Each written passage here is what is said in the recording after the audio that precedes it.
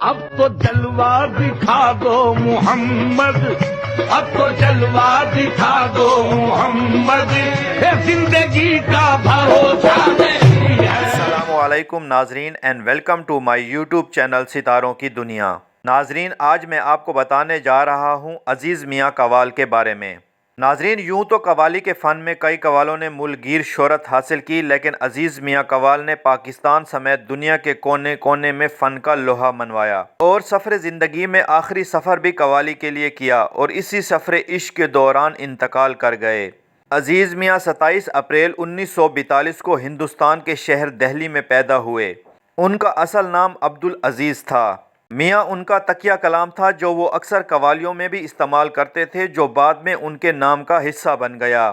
انہوں نے 10 برس کی عمر میں قوالی سیکھنا شروع کی اور لاہور کے استاد عبدالواحد خان کی سرپرستی میں ہارمونیم سیکھنا شروع کیا اور 16 سال کی عمر تک قوالی کی تربیت حاصل کرتے رہے۔ عزیز میاں نے پنجاب یونیورسٹی لاہور سے اردو ادب، عربی، فارسی اور انگریزی زبان کی تعلیم حاصل کی۔ انہوں نے اپنے فنی دور کا آغاز میرٹھی کی حیثیت سے کیا۔ میرٹھی کی وجہ قیام پاکستان کے بعد عزیز میاں نے ہندوستان کے شہر میرٹھ سے ہجرت کی۔ انہیں اپنے ابتدائی دور میں فوجی قوال کا لقب ملا کیونکہ ان کی شروع میں زیادہ تر قوالیاں فوجی جوانوں کے لیے تھیں۔ پاک فوج کا کوئی ایسا مورچہ اور فنکشن نہ ہوتا تھا جو عزیز میاں کی شمولیت کے بغیر مکمل سمجھا جاتا۔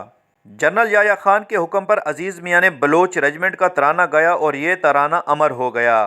اس ترانے کی وجہ سے جنرل یحییٰ خان عزیز میاں کو اکثر بلوچی قوال کہہ کر پکارتے تھے۔ ان کی مشہور قوالیوں میں مجھے آزمانے والے، میں شرابی شرابی، اللہ جانے کون بشر ہے، نبی نبی یا نبی شامل ہیں۔ طویل قوالی اور حشر کے روز پوچھوں گا انہوں نے خود لکھی اور خود ہی کمپوز کی۔ ان کی قوالیاں سننے والوں پر آج بھی وجد طاری ہو جاتا ہے۔ حکومت نے انہیں کئی اعزازات سے نوازا اور 1989 میں انہیں صدارتی ایوارڈ تمغہ حسن کارکردگی سے نوازا گیا۔ عزیز میاں نہ صرف ایک عظیم قوال تھے بلکہ عظیم فلسفی بھی تھے جو اکثر شاعری خود کرتے تھے۔ عزیز میاں لاہور میں فن قوالی میں اپنا نام بنانے سے پہلے داتا گنج بخش کے دربار پر نعتیہ اشعار پیش کرتے تھے اور یوں وہ قوالی سے مستقل وابستہ ہو گئے۔ 16 سال تک وہ ہر جمعرات کو داتا گنج بخش کے دربار پر جاتے اور برگد کے درخت کے نیچے چادر بچھا کر اکیلے نعتیں پڑھتے تھے۔ نعتوں کے بعد لاہور میں ایک دوست کے گھر میں غزلیں سنانے کا سلسلہ چل پڑا اور یوں فن قوالی کو عروج ملا۔ 1970 کی دہائی کے آخر میں عزیز میاں پاکستان کے ایک مشہور قوال بن چکے تھے۔ عزیز میاں نے موسیقی کی صنف کی طویل عرصے سے چلنے والی مختلف روایات کو توڑا اور ایک نئے انداز میں قوالی کو پیش کیا۔ عزیز میاں نے پہلی بار بین الاقوامی سطح پر فن کا مظاہرہ ایران میں کیا۔ 1966 میں عزیز میاں نے شاہ آف ایران رضا شاہ بہلوی کے سامنے ان کے حکم پر حافظ شیرازی کا کلام پیش کیا۔ شاہ ایران ان کی کارکردگی سے اس قدر متاثر ہوئے کہ انہوں نے عزیز میاں کو سونے کا تمغہ دیا۔ اس کے بعد انہوں نے بھارت اور یورپی ممالک میں بھی فن کا مظاہرہ کیا۔ عزیز میاں کی زندگی عجائبات سے بھری پڑی ہے۔ فن قوالی کے سفر میں ایک ایسی روشن رات بھی آئی کہ وہ خود بھی فراموش نہ کر سکیں گے۔ قصہ کچھ یوں ہے کہ ایک بار عمرہ ادا کرنے کے لیے مکہ معظمہ روانہ ہوئے اور ایک ہوٹل میں قیام پذیر تھے۔ ہوٹل میں انہیں کچھ پاکستانیوں نے پہچان لیا اور کچھ ہی لمحوں میں وہاں لوگوں کا ہجوم اکٹھا ہو گیا۔ ایسے میں ان کے فن کے دیوانے عبدالحمید بھی آ گئے۔ انہوں نے عزیز میاں سے کہا، میاں کیوں نہ آپ کی قوالی کرائی جائے؟ عزیز میاں نے کہا، میاں اس سے بڑی سعادت کی کیا بات ہوگی؟ عبدالحمید نے عزیز میاں کی ملاقات امیر مکہ سے کروائی تو میاں صاحب نے خانہ کعبہ کے سامنے قوالی پیش کرنے کی خواہش ظاہر کر دی۔ اس سے قبل ایسی کوئی مثال نہیں ملتی کہ سعودی عرب میں محفل سماع منعقد ہوئی ہو۔ یہ عزیز میاں قوال ہی تھے جنہیں یہ سعادت ملنے والی تھی۔